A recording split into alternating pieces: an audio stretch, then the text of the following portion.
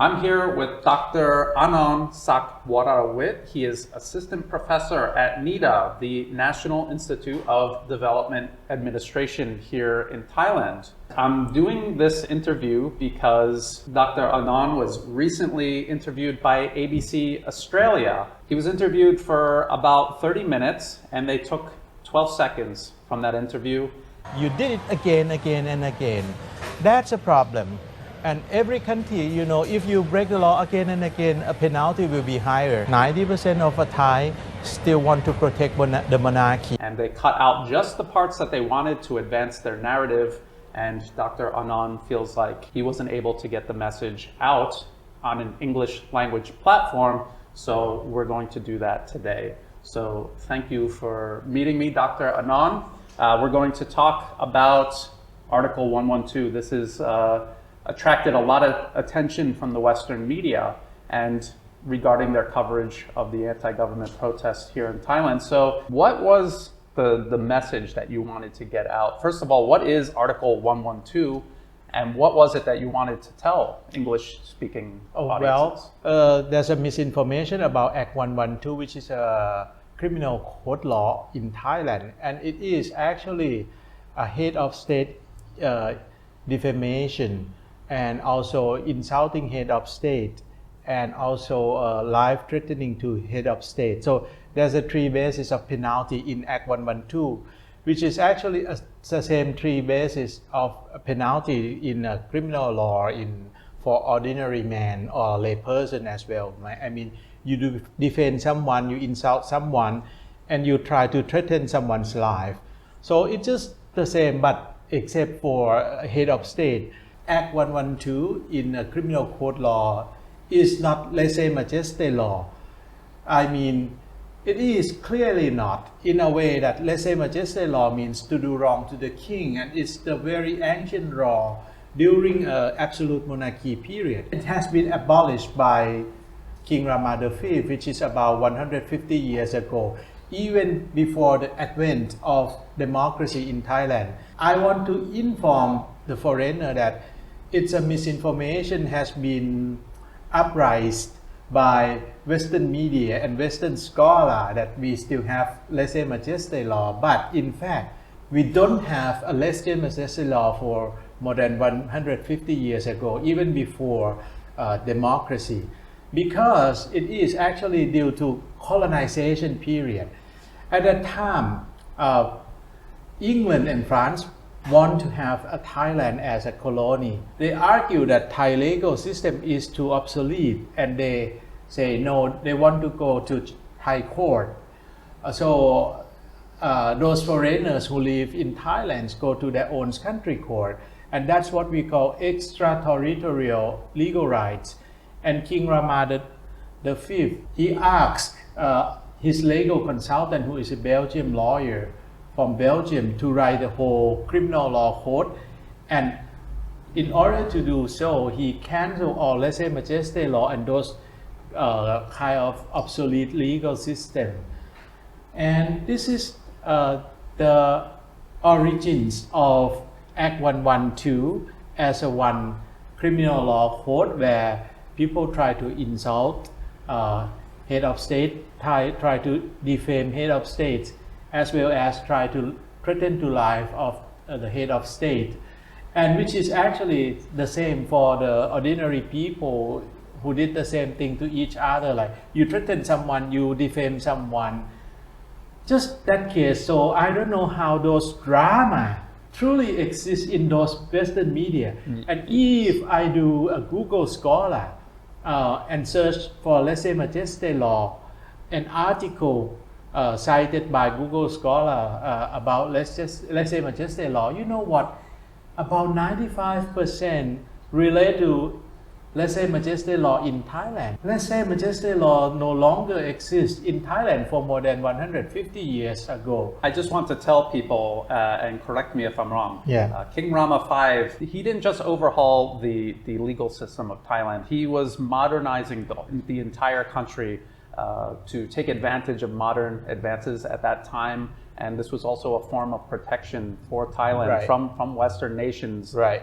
that looked down on other countries outside of the West. He actually wants to get rid of extraterritorial legal rights. Yes. He wants all those foreigners to go to Thai court in order, to demand those foreigners or immigrants who live in Thailand to go to Thai court.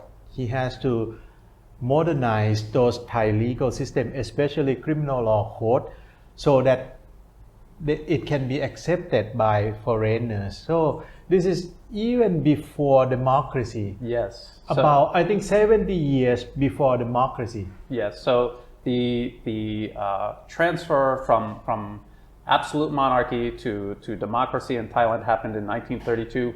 This happened long before that. The King of Thailand, King Rama V, understood that lèse-majesty was archaic. Yes. He updated Thailand's laws regarding many issues, as a matter Yes, of fact. right. And it's ironic because today, I honestly believe that those scholars are not engaged in academia, and the Western media is not engaged in journalism. They are purposefully trying to associate Article 112 with lèse-majesty dishonestly, and to make Thailand's laws today appear archaic. And as you said, 112 is about criminal defamation. And I want to remind everybody that Thailand has criminal defamation laws that protect everybody in Thai society. Insulting to... Yes. Yeah. And Thailand has Article 112 specifically to protect the head of state, yeah. the King of Thailand. And I just want to point out, and I wrote this down here, Title 18 of U.S. Code Section 871. This is about threatening U.S. government officials. Even in the U.S., there's a tiered system where if you attack someone in the government or the head of state, the penalties are higher than if you attack someone, an ordinary American. Same here. Head of state of foreign countries visit Thailand and someone tried to defame head of state of another country during their visit in Thailand. Yes. We still have a criminal law code act, not 112, but almost exactly the same. We also, protect a head of state of another country visiting Thailand. So we also protect the court, we also protect a government officer as the same as in the US. Yes. This is very universal law. It is actually written by Belgium. Yes. Not written by Thai. Yes. Another point that I hear critics of Article 112 bring up, other than them falsely associating it with lèse-majesty, is that these people are criticizing the monarchy. Defamation should not be a crime. But as we know, most countries around the world have criminal defamation laws. And the United States kind of stands out as an exception to that rule. But even in America, if you defame someone, you can get sued. Yeah, sure. Sure. In Thailand, yes, you can go to jail, but there's a little bit more context to that. That the Western media and the so-called activists and the opposition leaders here like to leave this context out. This is a red line in Thai society, and everyone is familiar with this. And even the Western media will say the monarchy is off limits, but even in the West, there are topics that are off limits, that there are red lines that if you cross that, you will go to jail, and not just for a year, many years. If I were in Germany and I say, "Hi, Hitler," Yes. what's going to be a consequence? You will go to jail. Yeah, You will exactly go to the jail. same. And I have one case here, a man named Horst Mahler, and he has been in jail for Holocaust denial and extremism, and people could argue that that's free speech, and people can argue whether that's right or wrong. I think that that's Germany's business, their culture, their history, their context. What about Thailand? Germany can do that. What about Thailand? Shouldn't they have their own culture and context? Everybody has their own culture. Those Western medias and Western foreigners shouldn't stick to white man supremacy in a way that you have to know that for a law, there's two things. For criminal called mala in se, which is a penalty by their own, and mala prohibita. The second thing, it's wrong because it's prohibited by law. And from a criminalization theory, what can be considered a crime really depends on cultural differences. Somebody comes to Thailand and you use your feet to point out somebody else. Oh, in Thai, people really consider feet, pointing with feet, very, very rude, extremely rude and insulting. Yes. And thus, if that's the case, somebody gonna bump your face or kick you. Yes. The court will say it's okay because someone's Provoke them. provoke. Yes. You know, it's cultural differences that foreigners and Westerners should learn and should pay respect to cultural differences. In the US, there are a lot of things that people consider really rude too, but it's okay in Thailand. There gonna be some case like that too. So I think it's interesting that you brought that up because the whole reason why Holocaust denial is illegal in Germany and why it's taken so seriously, it's not something that they just arbitrarily came up with. They saw what that ideology did to their country decades ago, and they are worried about it happening again. They are worried about people saying these things, inciting anger, hate, and then eventually violence, because they already saw the cycle go through. They already saw people die, their countries suffer, other countries suffer because of that. And so that's why in Germany you will go to jail for years and years and years. This guy, over 10 years. I have heard that there's a case that somebody wrote a letter to threaten Obama and put into jail for like 6-7 years. Yes. It's just the same case here. It's Head of exactly, state. yes. And I mention this because this issue about Article 112 here is not something that just average Thais are interested in or are clamoring to change. There's a very specific group driving this. Could you tell us a little bit about who this group is? I say that they are like loud, very loud and noisy, like small portion minority. A loud, angry minority. Loud, Yes. angry, aggressive Violent, minority. and also violent, isn't it? Yeah, violent too, yeah.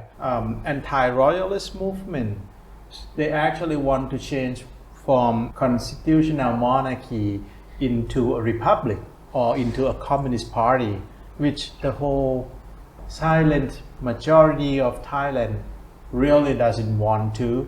And I think even, Western country doesn't want to reform Thai political regime into communist. They actually show a red flag of a communist Yes.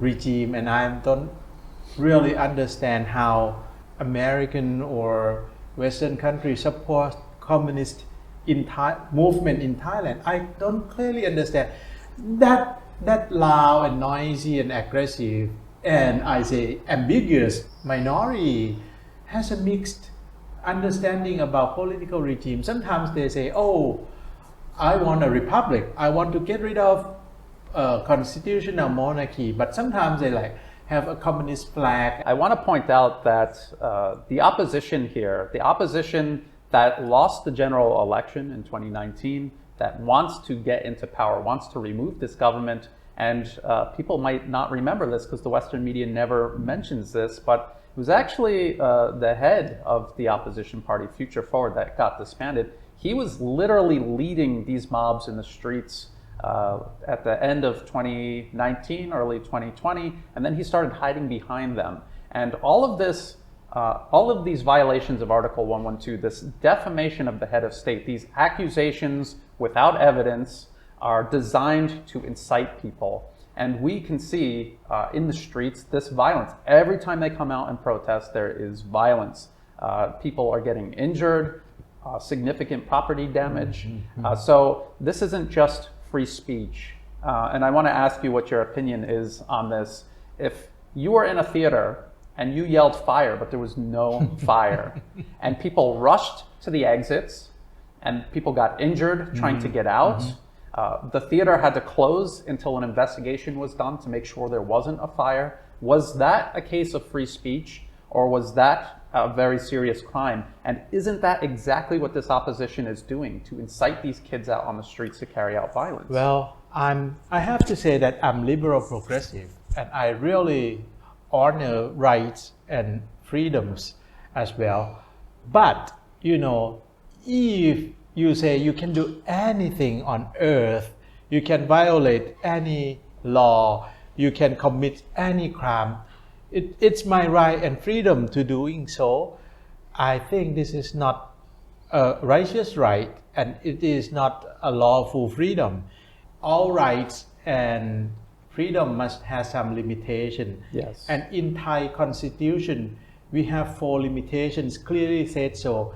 Whether it's rights and freedom of expression, rights and freedoms of protesting, or academic rights and freedom, we say all the rights and freedom must have a limitation in a way that first thing first, your rights shouldn't violate somebody else's right. This is the most important things, and I think this is the most important things for a civic society and civilized society, in a way that you have to honor and respect somebody else's rights and freedom as well.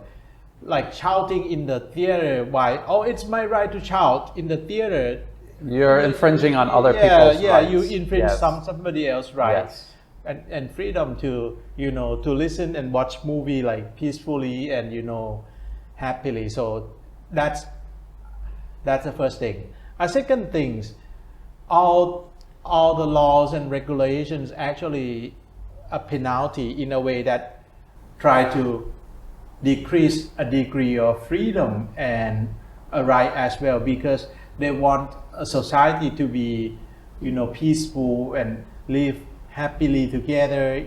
And the third point is all freedoms and rights should at least ally and respect norms and cultures.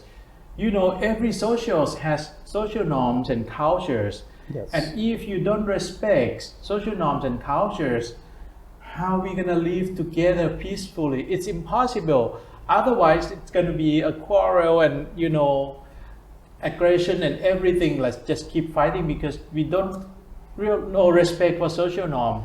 That's what clearly say in Thai constitution. And the fourth thing, which is truly important too, rights and freedom shouldn't violate a national security. Yes. And head of state equates to national security. Yes. And in every country, they have a law to protect head of state, because head of state means national security.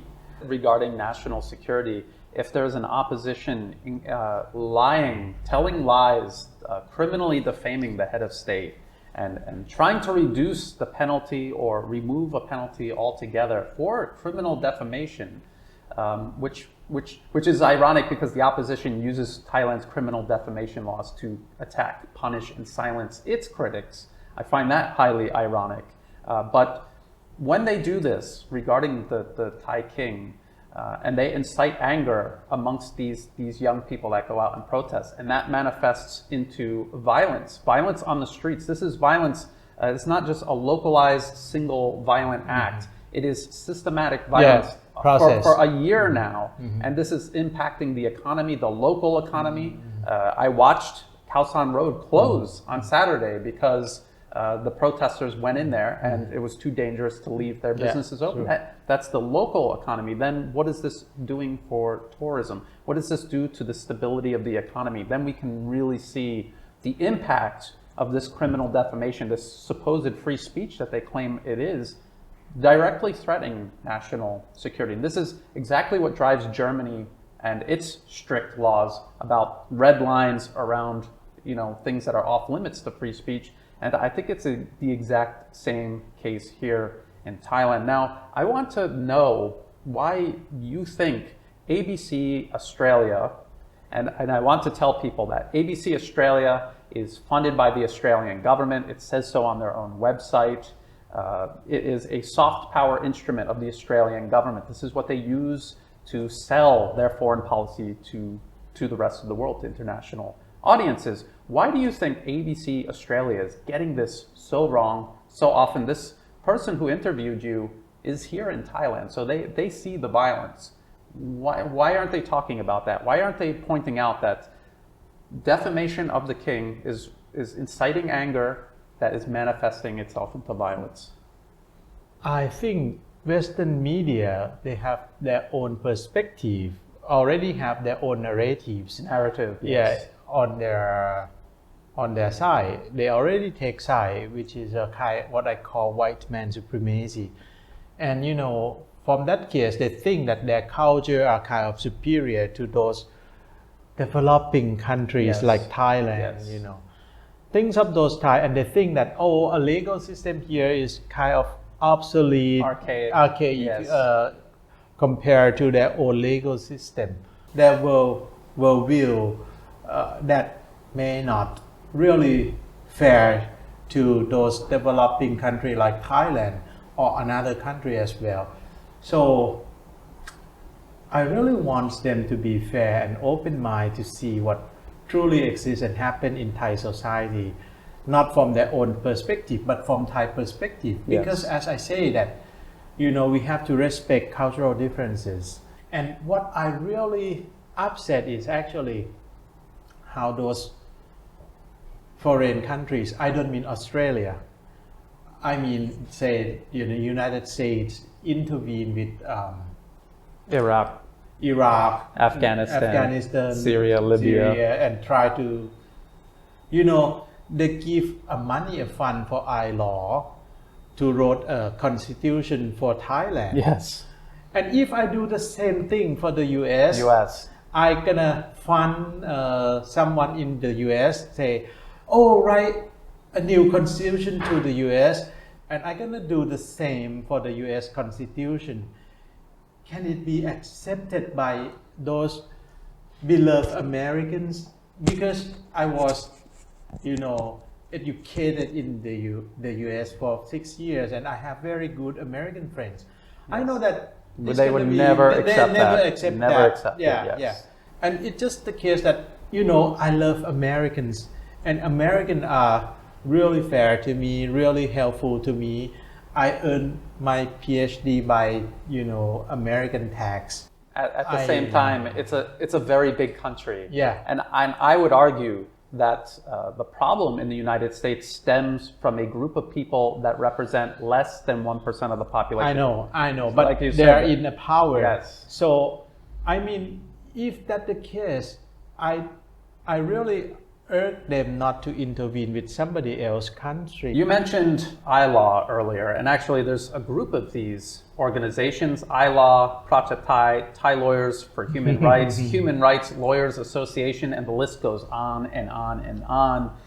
These are funded by the US government through the National Endowment for Democracy. And again, when I say US government, and just as you pointed out, we're not talking about America, the 300 plus million people that live there. We're talking about a very small, malign group of interests. Department of States and CIA, Yes. Central Intelligence Agency. Exactly. And, some of Open Society Foundation Open by Society, yes, that's another one. George Soros, Yes, and they're funding these groups, and these groups are key to this anti-Article 112 and their push to make it normal, to make it acceptable, to criminally defame the monarchy, to provoke people into violence and anger against not just the monarchy, but everything that makes Thailand Thai. You can see these mobs out in the streets being mobilized against this, and this is a very deliberate campaign. And we've seen this. We've seen the U.S. knock over entire countries: Iraq, Afghanistan, Libya, Syria, Yemen, Ukraine. They're trying to do Venezuela, Iran. We watched the instability in Hong Kong recently. So when we see the US doing the exact same thing here in Thailand and attacking the monarchy in particular, and I want to ask your opinion on this, I always understood my study of Thai history that the Thai monarchy for centuries was a unifying force in Thai society, a unified Thai people, and it protected Thailand. Thai kings would balance power with all the great powers of the world to make sure that they were always balanced in the middle. Yes, right. And so that no country would be able to come in and do to Thailand what Britain did to Myanmar, Malaysia, or what France did to Laos, Cambodia, and Vietnam. So I think the U.S. is funding these groups, and these groups are attacking the monarchy to remove a unifying force in Thai society, to divide and ruin this country like they have done to so many other countries. What is your opinion on this? Well, because some countries want to intervene Thailand and even want to govern Thailand or has a Thailand as part of their colony in order to gain more benefits. And you know, US lost their army base and navy base in Philippines. For Malaysia and for Indonesia, it's impossible for them to get into. And Myanmar just have a good data, and it is, I think, primarily, deal with China support too. And it's impossible for them to get into Laos, Vietnam, and Cambodia. There's only Thailand as one independent country that they still have some hope to get in so that they can protect benefits. Geopolitically, Thailand is the best location for the US Army and Navy as well, because there's a very few countries in the world that connect to oceans. And all of the rest of Southeast Asia. Yes, right. Too, so really. Southeast Asia, like logistically, Yes. this is the best for Utapao, which is an airport built up by US Army like 40 years ago. It's a very great airport in a way that they have multimodal transportation like air, marine, road, and even railroad.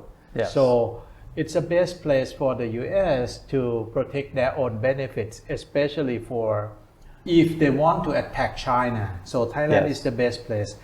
And that's why they want to intervene and want to weaken our monarchy, because our monarchy make our country strong. Yes. And the only way to make our country weak is to weaken our monarchy Yes. first, and then weaken our country so that they can gain more benefits. I feel upset that how American intervene with our internal affairs, especially political regime. This has been done by sponsoring those NGO Yes. in Thailand, those gangster, those political movement. I have heard a story of a David Streckfuss Yes. who stayed in Thailand for 27 years with a lot of fund that from Department of State and NED, and they actually provoke a Dowdin group who are actually a part of protester to stimulate violence. Yes. I feel really bad about that. Why Americans government support those protesters and those crime and violence.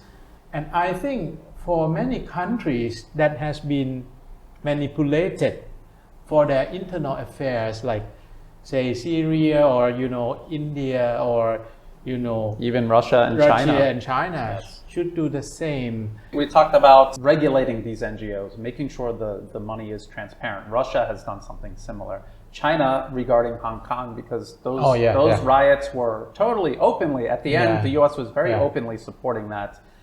They passed the national security law, and what they basically said was, if you're a political group getting funded from abroad, how is that not sedition and treason? And the Western media came out very strong against that. But what if China or Russia was doing this in the US or in the UK or anywhere in Western Europe? They would never tolerate it, and they already have. They have laws on the book exactly like the national security law that China passed for Hong Kong. They already have those laws in place to prevent foreign countries from doing this. So they know it's something wrong. They have created laws to stop it in their own borders. Yet they openly, well, not openly, but they are for sure doing it all over the globe, including here in Thailand. And they're attacking the monarchy because it is a unifying institution, and it is what has kept Thailand uncolonized, unconquered for centuries. I think that's really important to point out over and over again. If Thailand were to pass this NGO law, I think there would be a lot of backlash from the Western media, and maybe even Western diplomats would try to pressure Thailand not to do this. But what I think is that this would take these negative behaviors that the US is doing here in Thailand and in Southeast Asia, and it would only leave them with constructive options to engage. And I think that would be the best for Asia and for America. What do you think about that? Because you have a positive opinion on Americans, as do I. I have a problem with just the government. What do you think about just leaving them constructive options and taking interference off the table? I think American is really nice, but not American government, period. So it's ironic is that the US is always claiming that they're promoting democracy, but the desire, your desire, and actually the desire of many Americans in America is that the US government actually represents the will of the American people. And I would have to point out that if I were to ask any American, do you want your tax money being used to undermine the monarchy in Thailand or to overthrow the Thai government or to put violent mobs in the streets? They would always say no. They would rather that money be spent at home doing something for the American people. They paid for it. So why do they want it going overseas in interference? Interference that Americans would never accept being done to them. So I think that's a very interesting point. Those kind of protests and violence in Thailand will come to an end very soon because they are very loud and aggressive and violent minority. And I strongly believe that those silent majority will exercise their own rights and freedoms of expression. They will be a loud majority really soon, and everything will come to an end really soon too. Okay, so I want to thank you, Dr. Arnond, for your time. I really appreciated this talk. I think we covered a lot of issues that would have been nice if AEC Australia tried to get out to the international audiences. We will try our best to get this message out to as many people in international audiences as possible, and even for Thai audiences who might not be familiar with your work, although a lot of Thai people are. I think they will find this conversation very interesting. Thank you. Thank you very much. Thank you so much.